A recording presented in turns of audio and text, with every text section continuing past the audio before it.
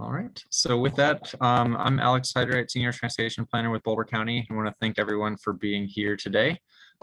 This effort was actually something that the city of Boulder started a number of years ago, and we've been participating as a stakeholder since. And a couple months ago, DK reached out to the county and asked if we would consider hosting the next few community partnership meetings to really foster a culture of safety in Boulder County and sort of take the Vision Zero message beyond just the Boulder Valley and sort of bring in all of the stakeholders countywide. And so we agreed, and here we are. So yeah, our intent with this meeting series is really to continue the momentum started with the city of Boulder, bringing together staff from multiple departments and agencies, advocates, other community members, CDOT, and anybody else who has a space in the conversation about safety. So we're really hoping that this meeting serves as an opportunity to hopefully learn something from what other agencies are doing and be able to share knowledge and continue our push towards all of our collective Vision Zero goals.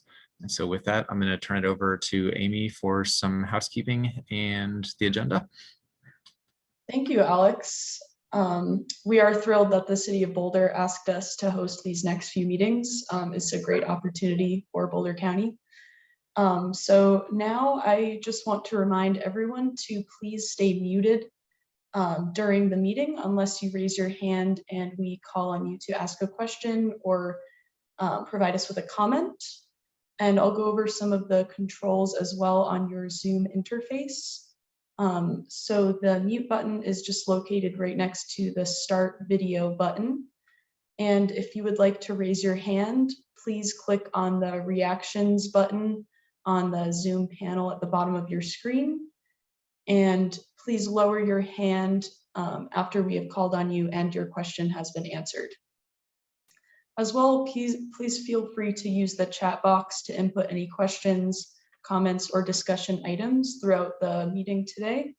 Alexandra Phillips from Boulder County will be helping to facilitate the questions and answers while I'm screen sharing. So thank you, Alexandra.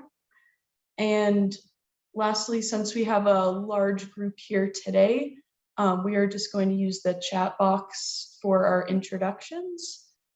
So if you could please input your name, position, agency, or group you work with, as well as your email address in the chat box now, that would be great. And Alexandra, if you could just stick that information in the chat box as well to guide everyone, that would be helpful. Thank you. And I'll just give everyone a minute or two to do so in the chat box, and then we can get started with our presentations. Thank you. Amy, do you want to go ahead and get Devin started while people are finishing their intros in the chat? Sure. So first, we will have a presentation from Devin Joslin with the City of Boulder. And so I will pull up your presentation here, Devin. And thank you for being willing to present today. Yes, absolutely. Let's see, I think most people have input their info in. So whenever you're ready, take it away. Thank you. All right. Yeah, thank you, Amy.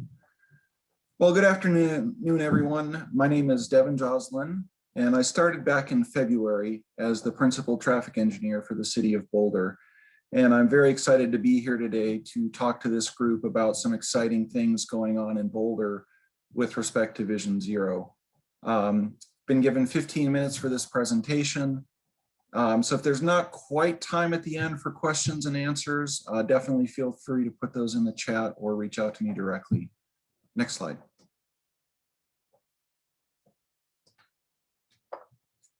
So I'm going to talk about four main things. Certainly this group knows what Vision Zero is, but largely I want to update you on where we're at with updating our Safe Streets report, and then give some key highlights relative to the 4 E's, and also briefly discuss some impacts that COVID-19 had on our Vision Zero work plan. Next slide. So I put this up here. I mean, certainly, again, everyone knows what Vision Zero is. But I do believe that repetition is the key to learning. And just a note on this, Boulder historically has averaged about 57 severe crashes per year from 2017 to 2019.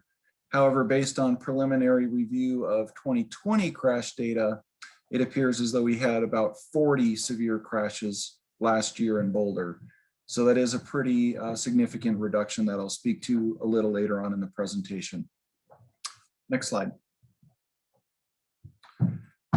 I'm very glad that we have this group assembled here because I think, again, Vision Zero takes all of us and engineering can only go so far. So glad that we can all share our perspectives within this meeting. Next slide, please. I want to update you briefly on the Safe Streets Report update. This is something we're undergoing this year. The Safe Streets Report was first published in 2012 and most recently published in 2019. And this report, similar to many other agencies, is a report that identifies crash trends, summarizes efforts, and really outlines what we're going to do to mitigate those critical crash types. This year, we're focusing on the report, which is kind of what are the crash trends. And next year, we'll focus on the action plan, which is kind of what are we going to do about those crash trends and how will we work to address them. Next slide, please. So the main sections of our Safe Streets report that I don't anticipate will change too much are broken into people walking, people bicycling, people traveling under the influence of alcohol or drugs, people speeding, people making left turns, and some other areas of concern like distracted driving, older and younger drivers, as well as motorcyclists. And again, with respect to that decrease in crashes, you can see on the chart that historically Boulder had averaged right around 2,800 or so crashes per year, total crashes. Last year, we saw only about 1,400 total crashes.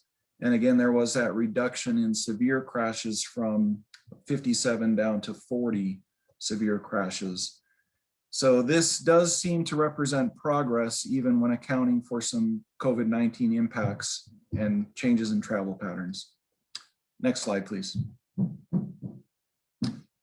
With respect to the timeline and how it applies to some stakeholders within this group, I think the key thing to point out here is that by September, we expect to have a draft that we may begin circulating to some other agencies and stakeholders within this meeting for feedback. Next slide, please. So now I want to kind of get into the meat of the presentation and talk about those key highlights relative to the 4 E's. And with respect to engineering, there's kind of 4 key areas I want to focus on. The first is to walk through our green streets, talk about our Vision Zero innovation program, and other traffic signal changes and some other initiatives and projects we have. With respect to the Vision Zero innovation program, this is a program that started last year, and it's really focused on implementing innovative, low-cost, quick-build treatments, primarily using paint and flexible delineators. Next slide, please. So the green streets, this slide just gives an example of some typical treatments that we apply that make a street a green street. And these are things like some wayfinding markings, green conflict markings, painted Boulderabouts, sharrows, and bike boxes. And these are all really geared toward implementing the comfort, enhancing the comfort for cyclists as they travel through the corridor. And last year, we were happy that we could get those improvements implemented on the 13th Street corridor. Next slide, please. Another key aspect of the neighborhood green streets is what we call our critical crossing locations. And these are locations where a green street intersects a major arterial. And so one example is 23rd Street and Canyon Boulevard. And we recently installed a marked and signed crossing with an RRFB here. And we also installed a curb extension for the westbound right turn movement as shown in the picture. Next slide, please. Some other things we did at 23rd Street in conjunction with the curb extension was to mark a double yellow center line just to better delineate the lanes. And we moved up the wayfinding markings for the Green Street in advance of the stop bar. We really want cyclists to come to a stop at the stop bar or just in front of it, make a 90-degree turn over to the RRFB crossing, and then make the crossing across Canyon. Alternatively, cyclists can certainly cross as if they're a vehicle following the rules of the road. Next slide, please. So I wanted to highlight a few things from our Vision Zero innovation program. This picture shows some improvements we made recently at the intersection of 26th Street and Spruce Street. We had heard some concerns about the crossing distance here, and we really wanted to narrow the lanes as well as slow turning speeds. And that's what we have done here through curb extensions using, again, paint and flexible delineator posts. We were able to narrow the crossing distance from 50 feet across Spruce down to 20 feet. And you can also see that we added a marked and signed crosswalk across the east leg of the intersection. Next slide, please. So one other thing that the curb extension did was kind of formalize the restrictions on parking near the intersection. And I imagine this is an issue other agencies face. You know, it's in our code that you're not really supposed to park within 30 feet of a stop sign or within 20 feet of a crosswalk. However, motorists often don't either know that distance or they choose to ignore it for various reasons. But these curb extensions really do a good job at creating that buffer and reserving that space that improves sight lines at the intersection and makes pedestrians more visible. Next slide, please. One other thing we had to work through at this intersection was there was a business on the southwest corner, which is shown a little bit on the after photo at the top left corner.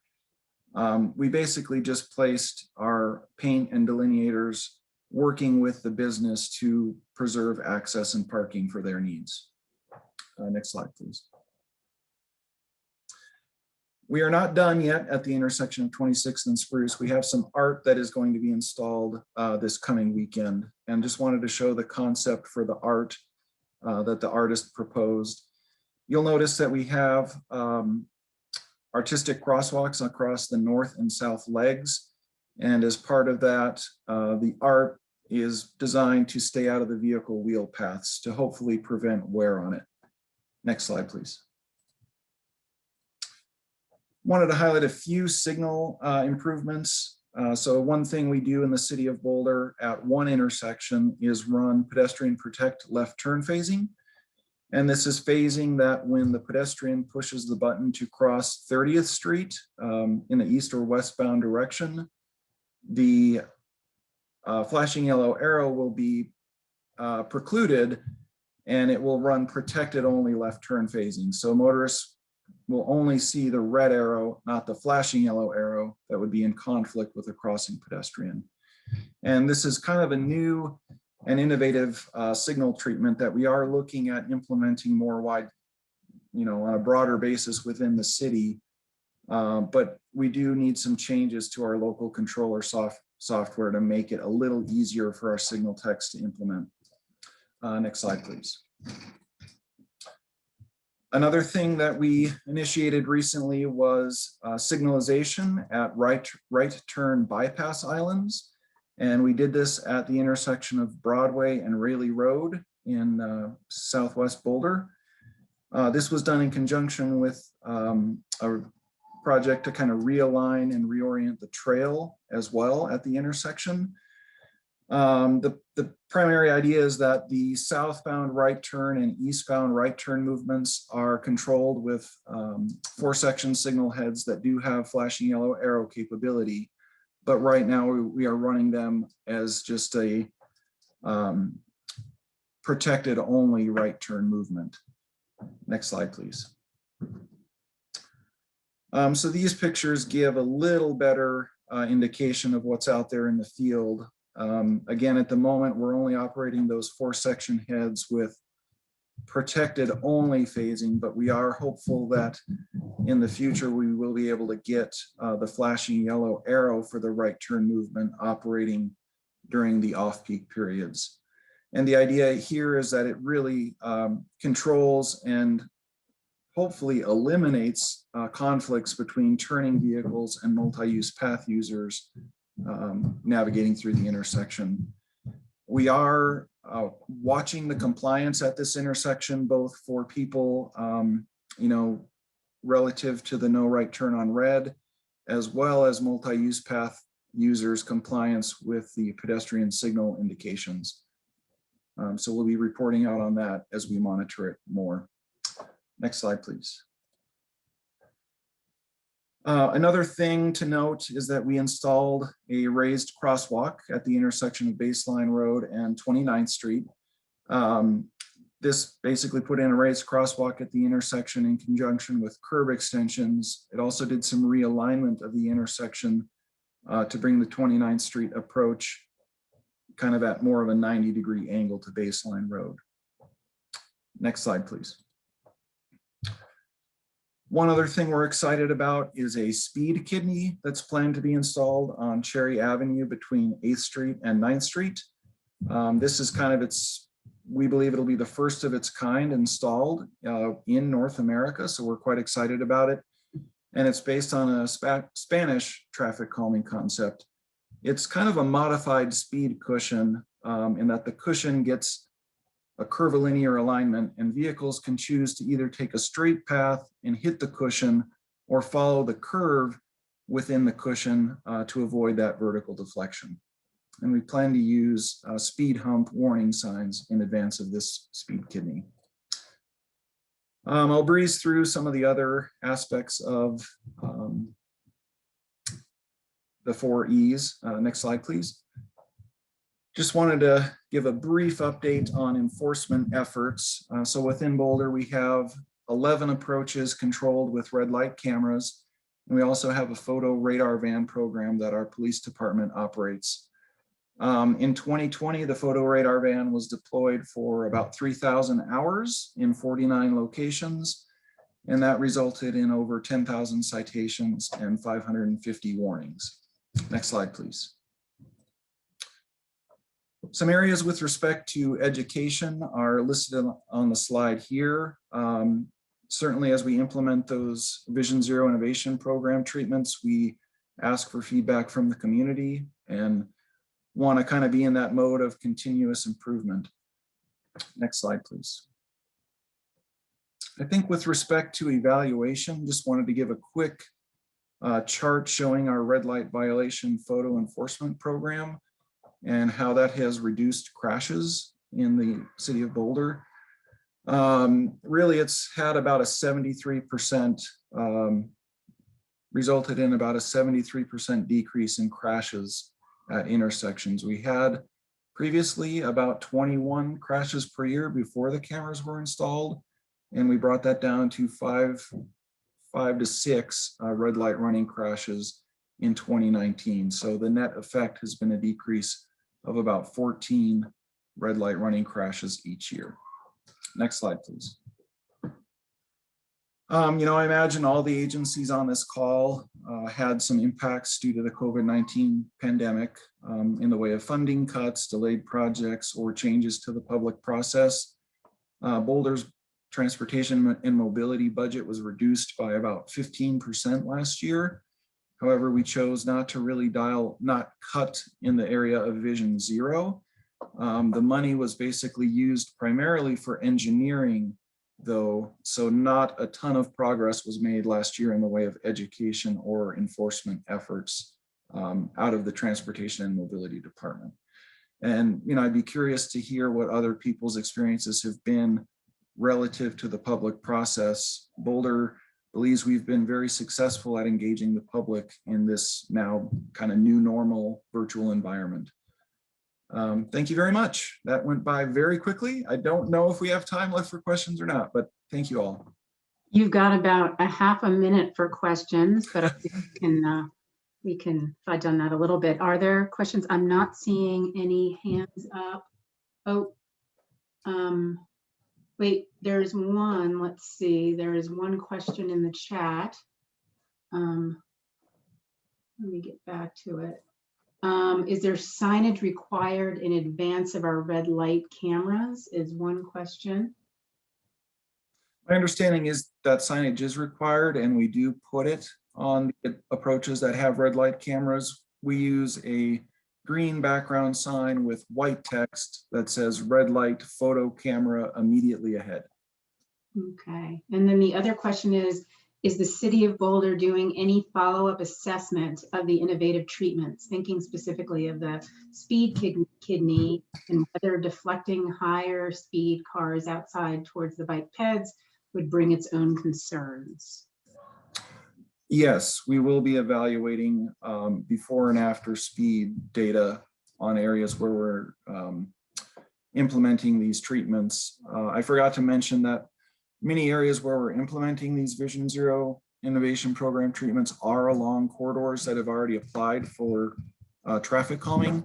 So we do have robust before speed data, and we'll be collecting after speed data, as well as that feedback about how people feel kind of with narrower lanes or cars being pushed to the outside closer to the sidewalk. Okay, thank you. There's two more questions. I don't know if I should go now, Amy, or keep going with the agenda. Yes, definitely. I think I budgeted some extra time for the introduction, so. Where can we find the data prior to the red light cameras is one question. If it's, and then I don't know if you want to post that. You can just post that in the chat maybe later on. And then the next question is, how successful is the speed van? Any reductions in the number of violations or crash reductions attributable to the speed van? The speed van, I think we feel, I don't know that we've quantified those exact things, Tyler, but we do find that the public generally appreciates having it in their neighborhood. And in terms of the transportation operations role, we often just kind of review our traffic volume and speed data and try to advise the police department as to where the van should be placed. But it's really up to the police department to decide kind of where and when they allocate that resource. Interestingly, we've done some studies looking at where the violators live relative to where the van is placed. And sometimes that's pretty fascinating to see that the violators often are folks that live in that neighborhood where the van is placed. Yes. Okay, with that, I'm gonna go ahead and hand it back over to Amy to move the agenda along, but please continue to put your questions in the chat, because if we can't get to questions right now, we can answer them at the next Q&A or later after the presentation. Perfect. Thank you, Alexandra. And thank you, Devin, as well, for your great presentation. Thank you all very much. Now we will hear from Stacy Proctor with Boulder County to talk about the Colorado 119 Bikeway.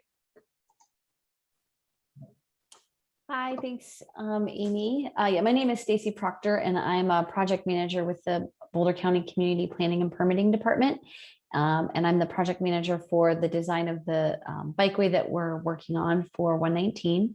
I'm not sure how in the loop everyone is on this project, but this is the conceptual alignment. Basically, it's a plan to be a about 9-mile bike path, primarily in the median between the northbound and southbound lanes on 119, the diagonal, also known as diagonal, the diagonal highway. This is a conceptual alignment. We're probably going to be making some adjustments to this, but it gives a basic idea of what we're looking at. One thing that we are probably going to change is that at CDOT is looking at making a intersection change at State Highway 52 to be a split intersection similar to the other intersections along that corridor, which would allow the bikeway to stay in the median rather than leave the median and then come back in. So that's one change we're expecting, and then we're making some other tweaks as well. You can go to the next slide. Or do you want me to, do you want me to take control? Amy? I only have a few slides, so it might just be easier for you to keep control. So really the design elements of we're looking at for the bikeway, we're calling it the high functioning people's bikeway. We want something that's going to be really safe, direct, accessible, and comfortable for users. So when it comes to being safe, we're looking at making it grade separated. It'll be from the traffic. We're looking at lighting, making sure that the conflict zones at intersections are safe. We're hoping to do we're doing underpasses at the major intersections, and then looking at how we can make more of the minor intersections as safe as possible. We want it to be direct. We're really looking at this to be more about, obviously people will be using it for recreation and transportation and many different uses, but really trying to minimize the length to make it as direct as possible. We want it to be accessible and make sure we're connecting to the first and final mile connections within communities, also to trail connections. Want it to have a good access to the transit. So just making it a very user-friendly type of facility, and then looking at, making it as comfortable as possible, planning to pave it so that we can maintain it year round. We're looking at at least 12-foot wide path. We're still working on the details of what that looks like, so that so it can be used by a lot of people and year round. The next slide, Amy. The other one of the things that we really want to kind of focus on this is that we want to think of this as really a gap in a larger network. So this is just kind of an example of that the city of Longmont and the city of Boulder and also Niwot and the communities in between have really worked hard to have extensive multi-use path and bike lane infrastructure within their community, but getting between those two destinations, there's not really a great facility. And so that's kind of what we're looking at here with the bikeway, that we really see it as a way to connect and fill the gap between communities within the county. Next. So we're still, I just want to give the high level on the project schedule. I have a much more detailed slide, but I thought it might be a little too much information. So just right now we're just kicking off the project with our consultant. We're validating the conceptual design that was completed a few years ago. So there's other projects that are happening that CDOT's working on and RTD's working on along the corridor. And so we need to make sure that the bikeway works seamlessly with those other design elements. And so that's a big part of what we're doing. And there's a lot of coordination, as you can imagine, to make sure that all of the different pieces work well together. So making sure that it fits with whatever highway alignment there ends up being, the transit stations. We're also have more detailed environmental information. So we want to look at how we can minimize environmental impacts. And then also public input. We've heard from folks on the conceptual design with some great ideas on how we can tweak the alignment to improve the facility. And so we'll continue to kind of hear those ideas and see how we can make improvements on that. And then we're also looking at doing our first community meetings on the project sometime in late summer or early fall. And then once we kind of validate the conceptual design and get some additional public input, we'll work on our preliminary design, which will be done in early 2022. And then we're hoping to finalize the design towards the end of 2022. Here's my contact information. One thing I wanted to just mention, we don't currently have construction funding for the project. So we're actively seeking funding for construction, but we obviously can't construct it until we get money for that. So yeah, I'm happy to answer questions now. I don't know, Amy, if you want to do the questions now or after all of the Boulder County presentations. Are there any hands raised, Alexandra? I saw some in the I don't, chat. am I missing? There's one comment. Oh, I looked away for 2 seconds and now all the questions are rolling in. Let's see. One of them is more of a just a comment. I hope these 4 designs are not exclusive, but inclusive of the design. I think it was just referring to the typical 12-foot. Well, yeah, I mean, yeah, I think you're talking about the slide with just like the 4 pictures, and those, yeah, those are just pictures representing the different categories of what we're looking for when it comes to safe, direct, accessible, and comfortable. Mm-hmm. And then the next one, an observation for the project consultant, the bikeway will need to accommodate two-way traffic. There's a word I actually don't know, backleaps and cargo delivery bikes. The market is taking off fast right now, and corporate interest is moving goods in different ways, is high on the coast and coming here next. Okay. So basically lots of different sizes and types of bikes. Yeah, that's helpful. Yeah, great. Thank you for that comment. And then let's see. And then someone said, yes, cargo bikes are the new minivan. I think that's the questions. We still have a few minutes for this section, I think. But so if you have any more questions, or we can move on. Okay, perfect. Yeah, we can always go through more at the end of Alex and I's presentation. So I'll hand it over to Alex now. Thanks, Amy. So Amy and I are going to present for just a few minutes on what Boulder County's been up to with our Vision Zero plan.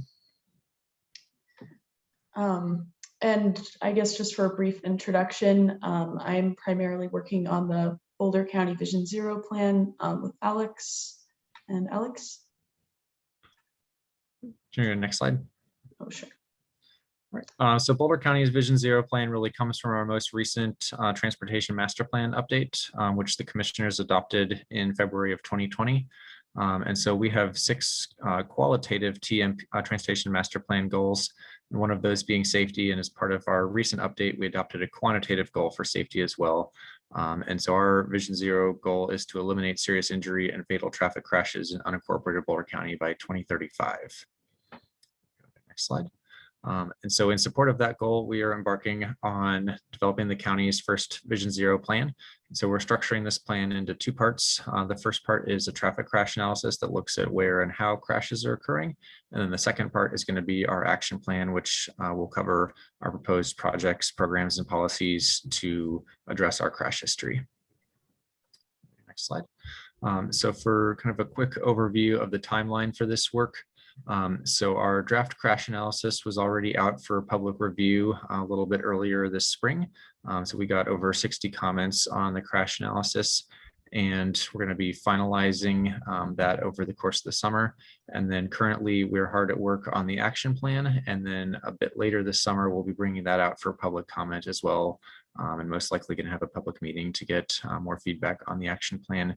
And then with the goal of finalizing the entire Vision Zero plan a bit later this fall in around October. Thank you, Alex. So the Vision Zero plan analyzes crashes from the most recent decade of traffic crash data available from CDOT, which is currently 2009 to 2018. And the primary scope of the analysis is limited to crashes on roads in unincorporated Boulder County and the 4 incorporated mountain towns in western Boulder County, which includes Lyons, Jamestown, Nederland, and Ward. Here we are displaying the number of crashes that took place each year from 2006 to 2018, and the figure shows that the number of crashes has been relatively constant over time. Our Vision Zero policy is to eliminate those serious injury and fatal crashes, which we have grouped together as severe crashes. We are focusing on our efforts on the severe crashes based on our goals, policy, and report. And the figure here shows that of our severe intersection-related crashes, The approach turn and broadside crashes are the two most common types. With our goal to reduce these crash types, potential action items include reflective backplates to increase visibility of the traffic signal, especially at night, as well as protected left turn phasing to reduce conflict between drivers turning left and through traffic. Here, the figure displays crashes where a vehicle crossed the center line by corridor from 2009 to 2018. The top 5 corridors here account for more than half of all the severe crashes where a vehicle crossed the center line. And we might address this trend by evaluating the use of centerline rumble strips on both county arterials and state highways. As well, CDOT conducted a centerline rumble strip study back in 2001 on Boulder Canyon and found decreases in these crash types, proving the rumble strip's effectiveness even as traffic volumes increased. The map here shows that most of the bicycle and pedestrian crashes in unincorporated Boulder County are concentrated in the plains. So about 1/3 of all the severe bicycle and pedestrian crashes are concentrated on US 36. As well, there is a large number of bicycle crashes that occurred on Colorado 119 or the diagonal. And in the action plan, we are identifying several countermeasures that could address the bike and ped trends that we are seeing, which include the addition of skipped striping and or green pavement markings to improve cyclist visibility in intersections, as well as RRFBs at identified locations. Other action items include buffered shoulders and uphill shoulders for cyclists, particularly on mountain roads to provide more space and comfort for cyclists. Separated bikeways could also address the bike-involved crashes, including the Colorado 119 Bikeway and 36. So we're also looking at single vehicle crashes. You can see from this map, a large number of those are concentrated on some of our higher speed state highways in the mountains. Next slide.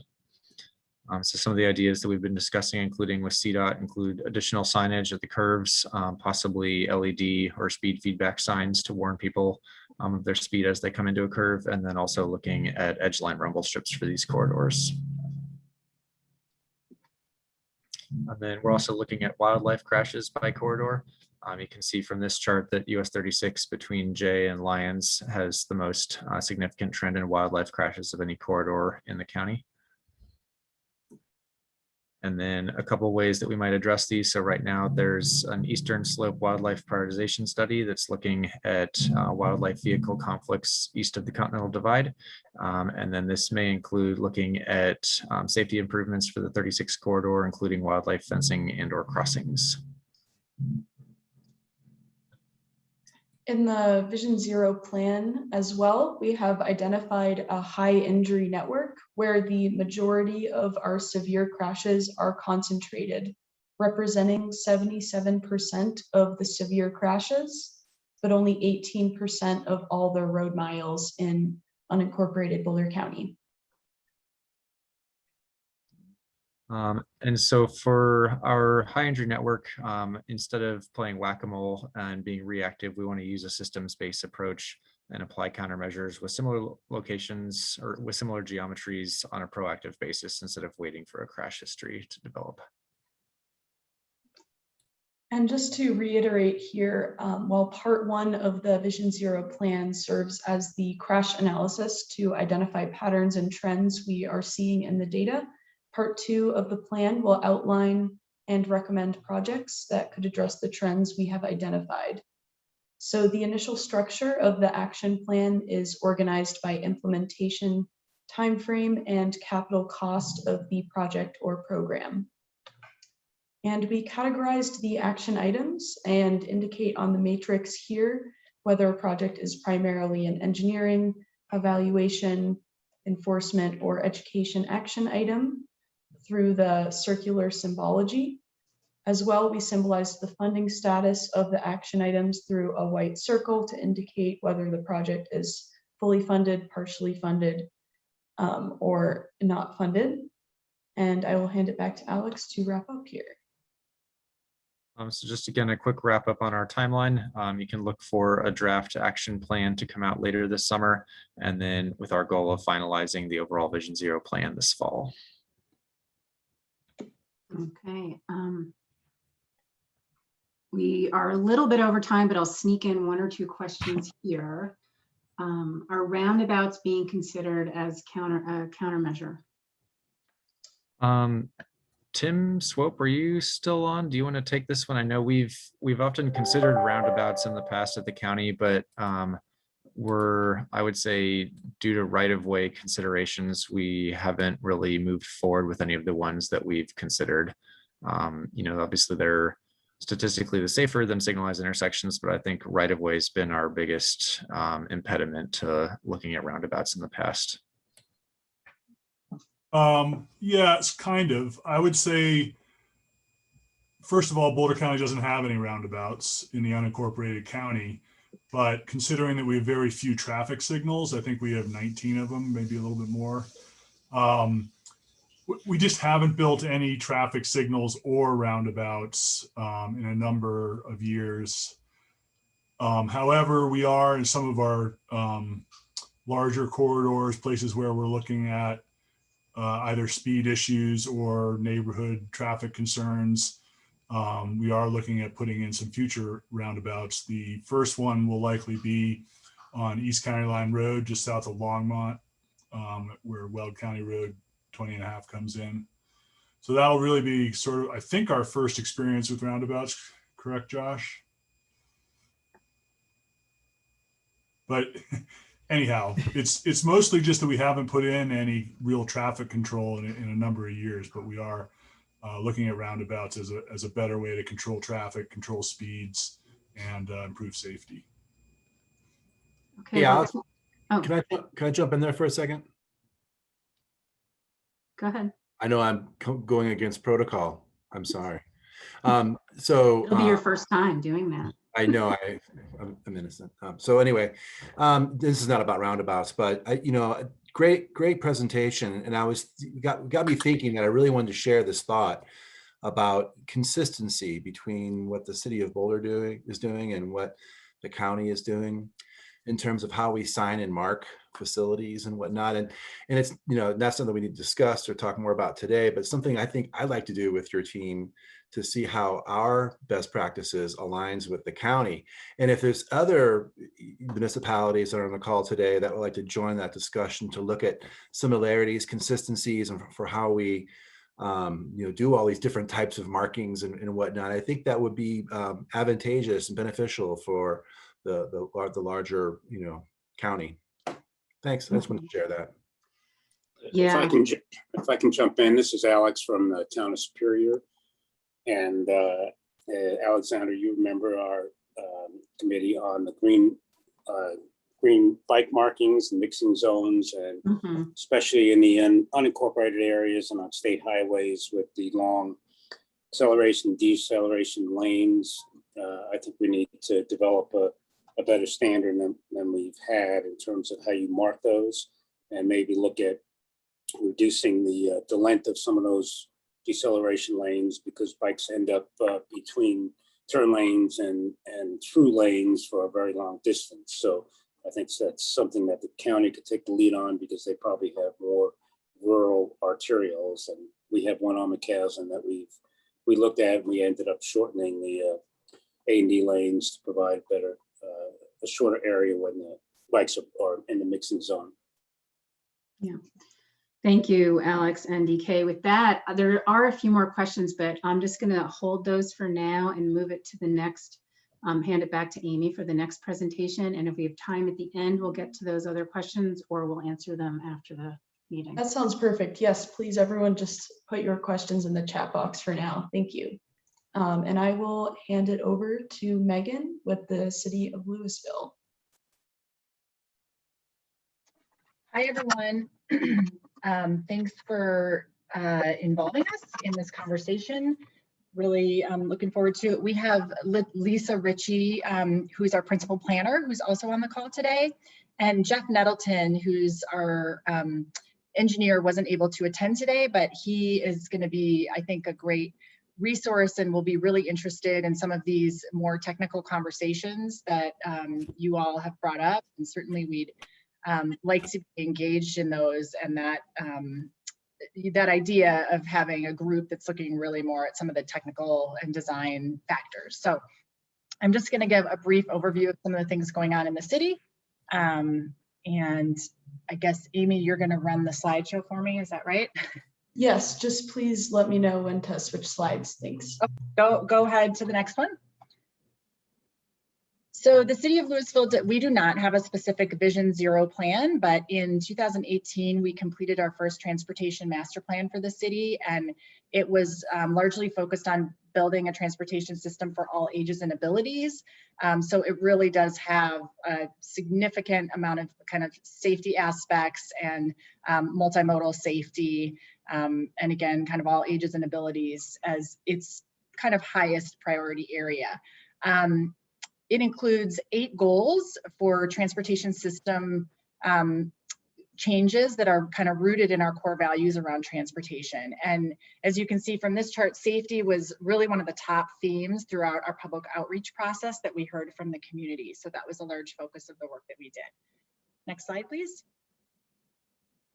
So our Tmp Safety Goal is really around operating efficiently and safely for all users. However, safety is kind of woven throughout all of the goals. And we were really looking at no matter what mode, driving, walking, cycling, vehicular travel, we wanted to address safety for all users and designing a system that would help minimize crashes as well as supporting functionality throughout the transportation system in Lewisville. Next slide, please. So this is probably a little bit hard to see for folks, but if you're familiar with Lewisville, we have kind of 3 major corridors that sort of bisect the community, and then of course US 36 on the kind of southwest side. We have South Boulder Road, State Highway 42, and then McCaslin are kind of the I guess sort of box of major corridors going throughout our community. And so a lot of the transportation master plan and our kind of Vision Zero and safety improvements are really focused on the intersections there, kind of South Boulder Road and State Highway 42. Along the State Highway 42 corridor, you can see the high crash locations where there are a lot of safety issues. And then of course, over at McCaslin and US 36. So we have been focusing on those areas, but also making safety improvements throughout our entire system. Next slide, please. So one of the main recommendations, I think, consistent with other communities, but is to really focus on great streets or complete streets to accommodate all modes. And so we're really focusing on kind of prioritizing or optimizing our system for walking, biking, transit, and driving. And these are some of the recommendations for multimodal accommodations that we have been looking to integrate throughout our system. Next slide. So I just want to talk a little bit about some of the efforts that are kind of underway or that have been completed most recently. I just didn't have time to do all the math on the investments we've made since the Transportation Master Plan has been made and what the total amount is, but we have really been able to integrate a lot of this work into our regular kind of paving work. And so that's been great for us because we do have a more limited budget. And so the Transportation Master Plan was really critical and a huge driver of being able to start to integrate some of these complete streets, great street concepts into the work that we're doing pretty quickly. So it's led to kind of a rapid rollout of some of these changes, which has been great. I'm going to talk specifically about some of these projects, State Highway 42 Pedestrian Underpass, State Highway 42 Short Street Intersection Signal, Pine Street improvements, South Boulder Road pedestrian crossing, State Highway 42, our future 42 plan, and then 104th Regional Trail connection. Next slide.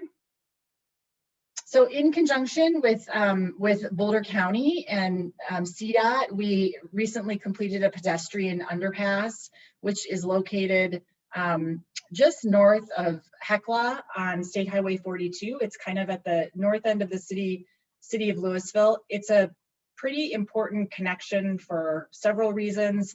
Again, State Highway 42 kind of bisects this north end of town, and so it provides the connectivity to amenities that are on both sides. It also serves as an open space trail system connector for Louisville and Lafayette trail systems. And it's directly adjacent to the Kestrel Boulder County Housing Authority housing development, which has a really high proportion of senior and disabled residents who have been traveling either in by foot, bike, wheelchair to the grocery store across the street. And so we were really seeing a lot of people try to cross State Highway 42, which was very dangerous. We did have one fatality that was a Kestrel resident. And so this has really created a much more safe connection for people to access the amenities that they need to. Next slide, please. State Highway 42 and Short Street. This is an intersection that we had a new development on the west side of State Highway 42, which includes residential and commercial. And there was really no access across State Highway 42 there for connecting to the sports complex, our ball fields, open space, Harney-Listoka and Mayhaw for open space trail systems. And so this has allowed for safe pedestrian access on State Highway 42. Next slide. And then Pine Street, you can go to the next slide. That was just a visual, really.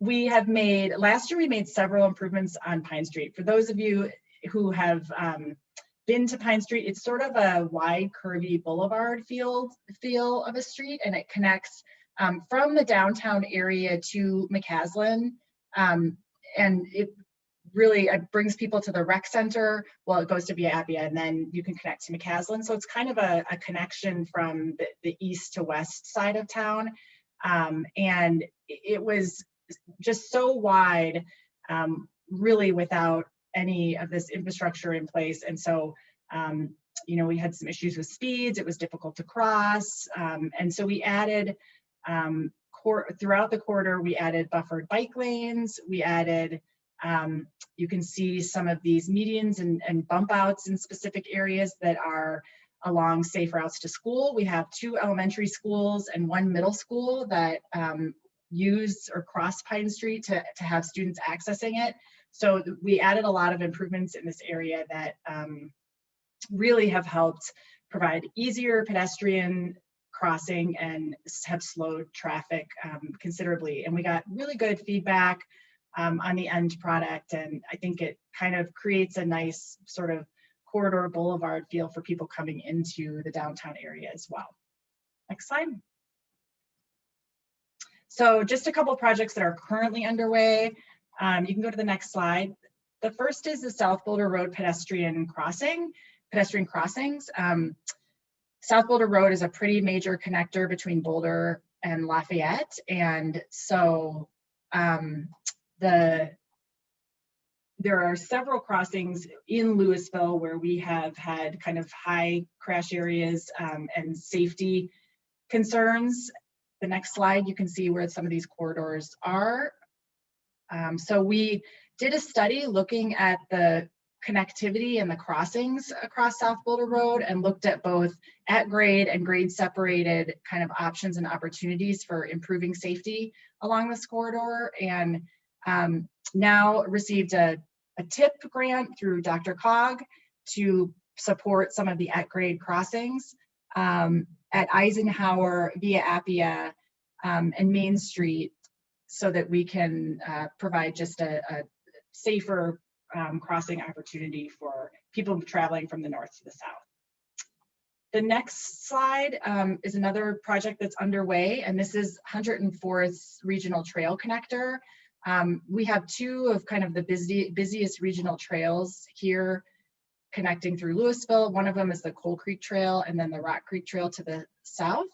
And so this connector will go along the 104th Street, which is kind of on the east side of Louisville, and borders Boulder County, jointly owned open space between Boulder County, Lafayette, and Louisville.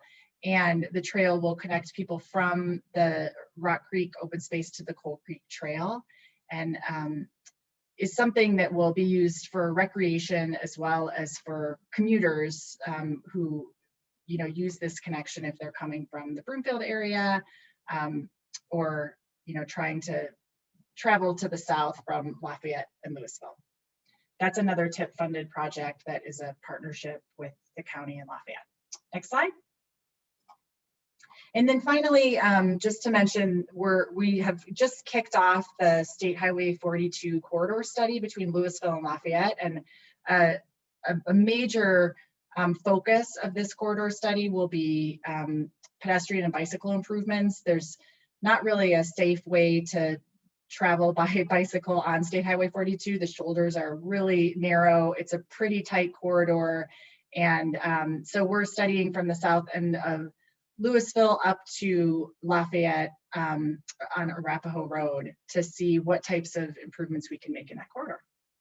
So the only, that's really all I have. The only other thing I just wanted to mention through the conversation is we have done a lot around communications for pedestrian and bicycle and traffic safety over the last couple of years. We started a campaign about 2 years ago that was Little Lou, and Little Lou is a little character that she gets on the bus and talks about how kids can cross the road safely, and that's a character that we kind of have developed that we've used in a lot of our campaigns with the community around slowing down on residential streets, downtown area, and that's something we'll continue to use moving forward. We also have a mobile message board that we use frequently, particularly in places like South Boulder Road or McCaslin, where we have kind of high speed areas, and we use that to just educate people about crossings and that type of thing. So that's really all I have. Lisa, I just wanted to see if you had anything to add that I missed.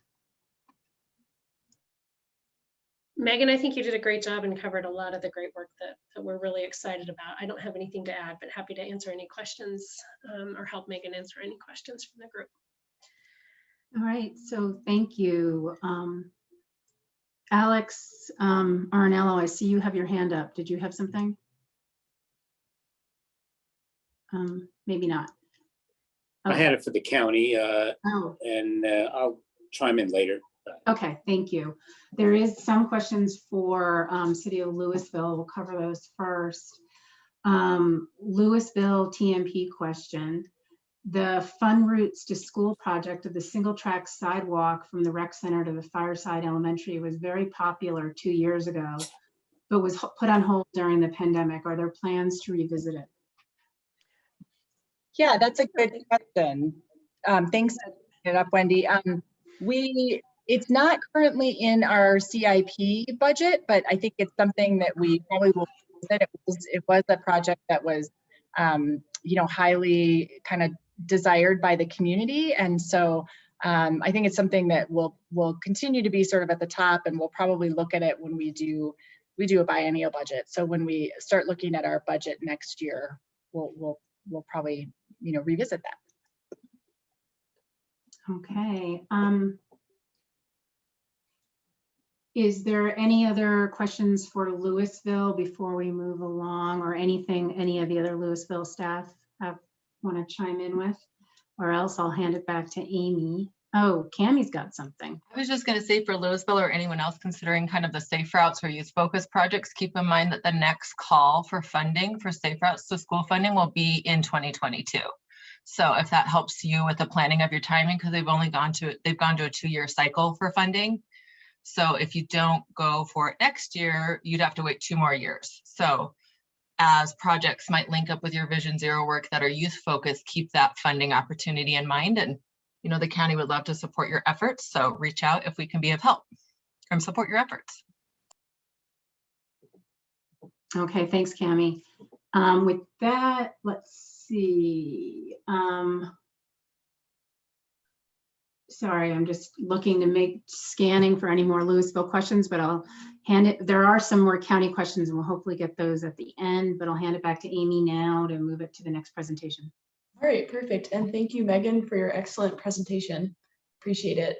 Now we will hear from Joliet Woodson with the City of Lafayette. All right, thank you for having me with you guys this afternoon. Again, my name is Joliet Woodson, City of Lafayette Transportation Engineer. I've been with the city for about a year and a half now. So I have a few slides, but not that much to go over because similar to Louisville, we do not have a Vision Zero plan, but we also do not have a transportation plan yet. So I will go over where the city has been, where we are now, and where we hope to go. So hopefully that'll be an interesting discussion for you. You can go ahead and move to the next slide, please. So I'm actually going to start kind of out of order with where we are now. Projects that we are running ourselves that are larger in nature. There are two that I wanted to mention, the 119th and Highway 7 intersection improvement project. That is a project to improve the capacity, the throughput at that intersection, also add bike lanes, also add an area for future BRT. That project has been designed and we are now in right-of-way acquisition. The South Boulder Road Widening and Multimodal Improvements Project will add a traffic signal at 120th and South Boulder, add sidewalks, bike lanes, include safety improvements, drainage, etc. And both of those projects were spawned from a previous Highway 7 PEL. The South Boulder Road part was to act as an alternate to Highway 7 for folks instead of going along baseline. So those two projects came out of that PEL, and other projects such as the ones that Louisville mentioned that we're doing jointly kind of were led by Louisville. So before I started, the City of Lafayette did not have a transportation engineer and really hadn't done many transportation projects, outside of regular maintenance of transportation infrastructure. So we're really just kind of getting our foot, I guess, in the water for transportation. So in addition to these projects, we actually started our first multimodal transportation plan. So it's like similar to Louisville, we're at the point of bringing everything together, our regional concerns and our local concerns into one plan. I will mention that, I should mention the public road project that was done a couple of years ago, like right when I started, where they looked at improvements to public road. And they did have an accident history with pedestrians on that road that was analyzed by Fox Tuttle. And they took some signals out and did some other improvements. So that was another project that was led by the City of Lafayette. But the transportation plan is where we want to basically summarize what we want to do in the future. And can you move to the next slide, please? Thank you. So just like everyone else's transportation plans, we want to improve quality of life. We need to document existing conditions, which is where we currently are. And then at the end of it, of course, we want basically a list of projects that are prioritized that show what we need to do to improve transportation. Now, of course, some of these projects, or the bulk of them, should be based on actual data of safety improvements, but some of them are going to be connectivity projects or just making people feel better. And I'll talk about that a little bit more. So actually, if you go to the next slide. Okay, so with our transportation plan, we will, of course, be looking at locations where we need safety improvements. And we will have a Vision Zero slant to it. Basically, when we have our projects and we prioritize them, we're going to say, does this project meet a Vision Zero goal of reducing accidents, what type of accident, et cetera. So we're still in the data collection phase.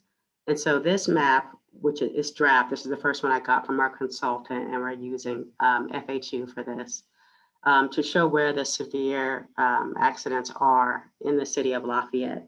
And it's probably no surprise to anyone that our biggest, I shouldn't say problem, our biggest challenge is Highway 287, which basically kind of bisects the city in half. We see a lot of accidents there. For the city's roads, where we seem to have the most crashes, again, similar to Louisville at South Boulder Road, and a portion of Baseline. You do see some accidents here on public, but I believe these accidents predated removing traffic signals. So I'm going to have FHU update this map so that we can really see what's happened on public. But again, that's a little bit off because of COVID. So the numbers, we'll have to take it with a grain of salt. So what I want to do with the transportation plan is really make it clear to folks, because Lafayette has not done this kind of planning effort previously, make it clear what needs to happen for safety's sake versus wants in transportation. Can you go to the next slide, please? So I think because Lafayette has not really done its own safety evaluation, what we know about our problems have come from others, like the Highway 7 PEL, like Louisville, Louisville's efforts on 42. We have not really looked at our own system. So most of the concerns we hear from our residents are actually about residential streets, about, you know, traffic calming, people are speeding. This is difficult to cross, but then the data isn't there to support making a change. And I'm not saying that we shouldn't do things in our residential streets. It's just when we look at the whole picture of transportation in Lafayette, we're going to have to prioritize, you know, the project. So are we going to put, you know, neighborhood traffic calming at the top, or are we going to actually look at safety and measurable outcomes? You know, we're having this many crashes. If we make this change, this should reduce it as our top priority. And then the residential streets, we'll figure that out as far as safety improvements that are more qualitative, I guess, than quantitative, if that's the right way to term it. So we also do not have a traffic calming program, and that's something that we want to create as part of the transportation plan as well. And I know normally with the transportation plan, it spawns off other projects or other efforts, like maybe traffic calming would be separate. But for Lafayette, this is our bite at the apple for transportation. So we really want to get our arms around everything, Vision Zero, traffic calming, and come out with something that we can immediately start using. So we do not have a plan of our own. So we will be looking at our neighbors, City of Boulder, we'll be looking at Broomfield, et cetera, even Superior, and see how you guys do things and what we may want to copy. No need to reinvent the wheel. And just as an example, the city does not have any type of transportation advisory group, and I know Superior does, so maybe that's something that we want to emulate. Now, again, the hard part for us is, I mean, City of Boulder, very impressive with how they've got everything set up. But right now we have a transportation department of one, which would be me. So how do we create a program that is actually manageable with the staff we have? So this is going to be a challenge. Through our transportation plan, we will also look at improving our standards, which are kind of old, so that we don't have to, so that we can take care of a street before it's built instead of having to go back and retrofit, which is something we're definitely going to have to do to our existing streets. So there's a lot we want to do. It's a matter of addressing everything in our transportation plan and getting buy-off from our residents and our council on our policies and programs going forward. So I think that's all I had, and I'm open to any questions you may have. Actually, sorry, I did want to mention one more thing. So we don't have a traffic calming program, but that doesn't mean the city hasn't put in traffic calming infrastructure, but it was more reactive than proactive, and it was not applied uniformly. So there may be a neighborhood that has a lot in it, and then there are neighborhoods that have nothing, because it was a squeaky wheel gets the grease kind of situation. And I want to get away from that and have a plan so that the traffic calming is consistently applied. So I just wanted to make that comment. So now I'm open to questions. Okay, thanks, Juliet. The one question that I see so far directly for Lafayette is, what do the colors signify in the Vision Zero map that you showed? The red are the actually, I think the red is fatals. And I think the yellow is serious, actually. Sorry, I got cut off. The red are fatals. The yellow, I believe, is seriously injured.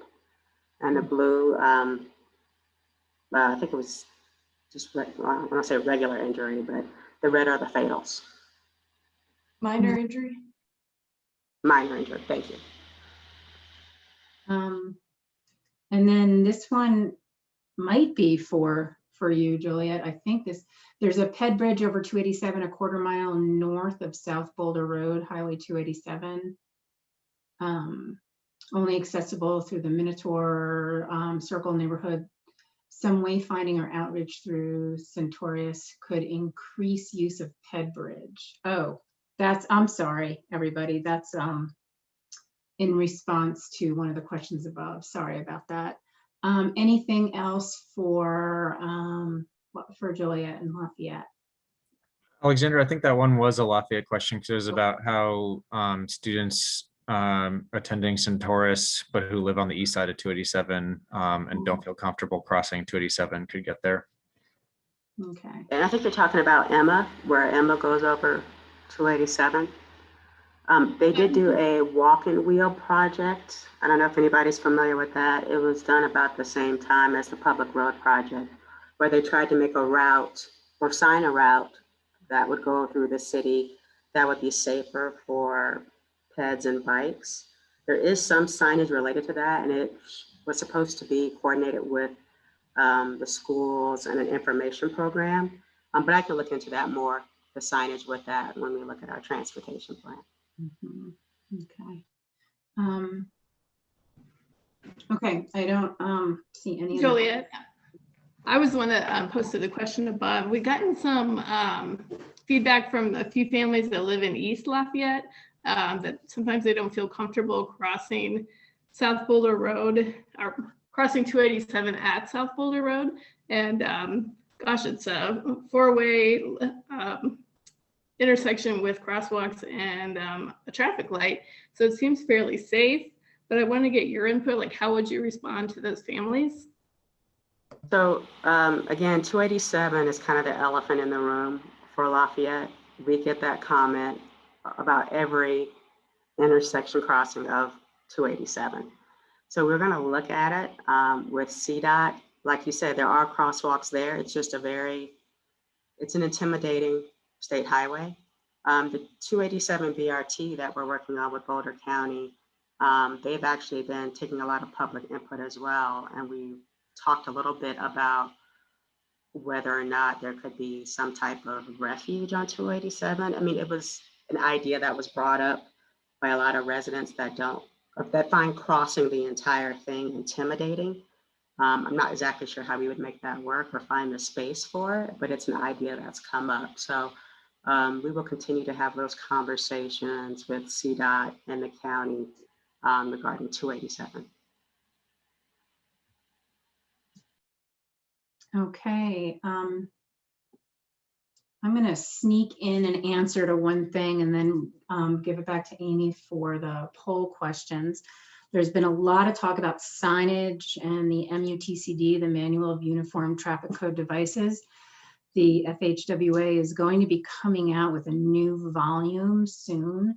And I think, I'm pretty sure the Share the Road sign will be taken out of that completely. I was not aware that the CDOT supplement had a new sign, so I'll look at that. Thanks for posting that, Bryce. As far as removing Share the Road signs, I'll speak for Josh Tricky here, and if he wants to add anything to this. We don't want to go ahead and remove all of them right now because there's other priorities, but as signs age, we replace them. As there's construction, we take them out and not I'm sorry, as signs age, the Share the Road signs, we'll be removing them. And if there's construction, we'll remove them. And some of the work, even some of the the stuff that Alex Arnetto mentioned about the lane widths, could be in the MUTCD. It's actually, it's called a manual of uniform traffic code devices for a reason. So everyone is kind of going from the same page, doing the same signage. So when you see a sign, you know what it means. You don't have to look at the sign. You're actually keeping your eyes on the road and glancing at a sign. So a lot of our work comes from what is in the MUTCD, and I don't know when the new one will be released, hopefully pretty soon. So hopefully that touched on some of the signage questions. And just so you know, I am not a proponent of share the road. I share that. I want to get rid of that sign as well. So I'm working on that with Josh, who is our traffic engineer and sign lead. With that, I'll hand it back over to Amy for the poll questions. Thank you, Alexandra, and appreciate you facilitating the Q&A. So we just have 3 polling questions here. I will just pull them up now.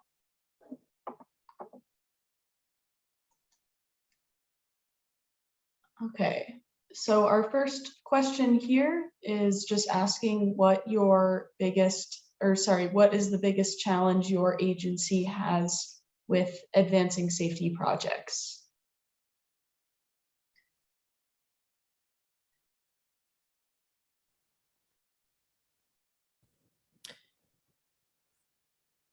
Can't choose all the above, huh?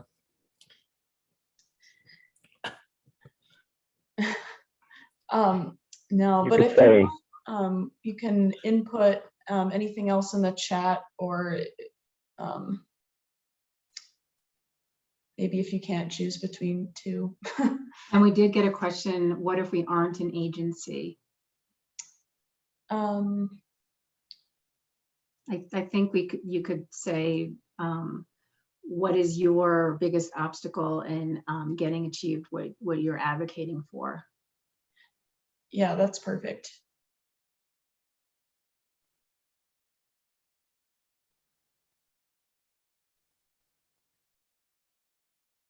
Okay, when you have the final poll results, go ahead and post those. Okay. Looks like we still have about 10 folks who have not voted here. We'll give you half a minute. Yeah, we'll give you 30 seconds. So it looks pretty even split between funding and staff availability. It's ranking the highest here. Amy, do you want to share the results? Yep, just gonna give them 10 more seconds to see if these 6 last people answer. All right. So can you all see the results here? So pretty even split between funding and staff availability. Alexandra, could you save this, please? Yep, got it. Thank you. All right. Let's move on to the next question.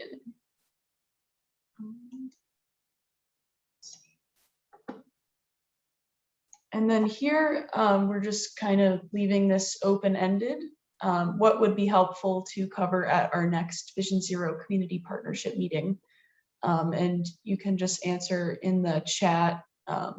Just wanted to display the question this way.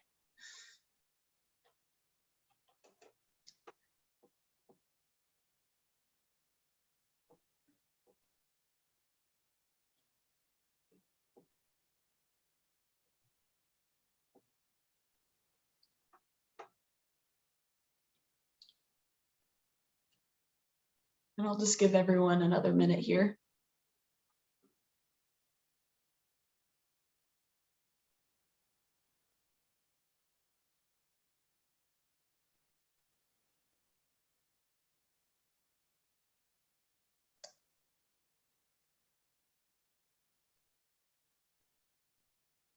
All right, and you can continue to throw ideas and comments in the chat in regards to this question, and I'll move on to our last poll question here.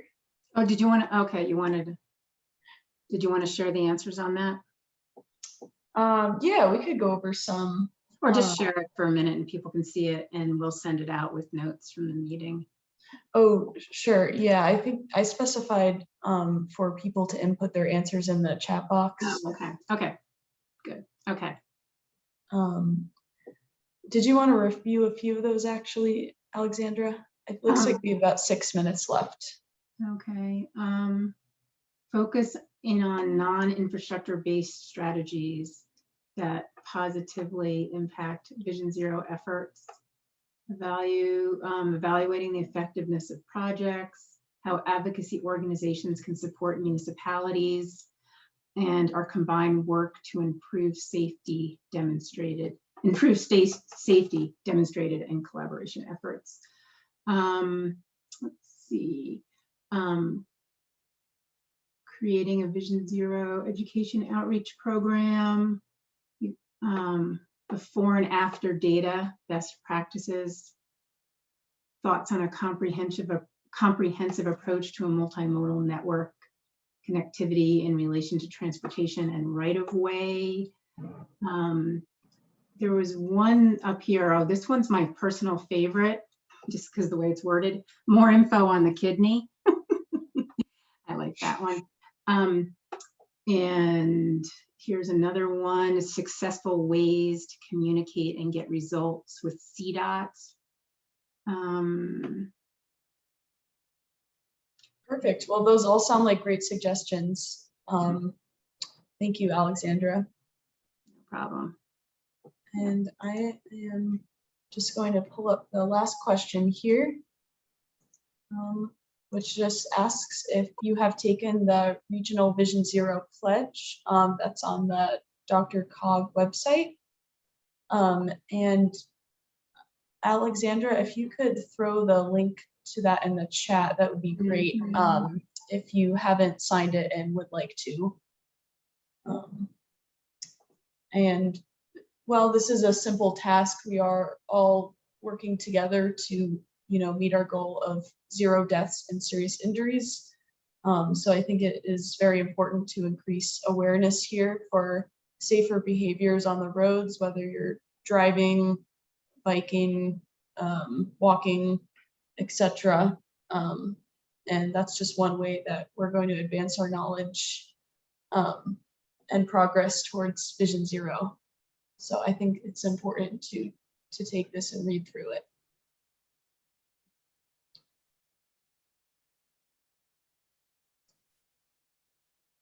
And looks like we still have about 10-ish folks who haven't answered. So I'm just going to give it 20 more seconds here.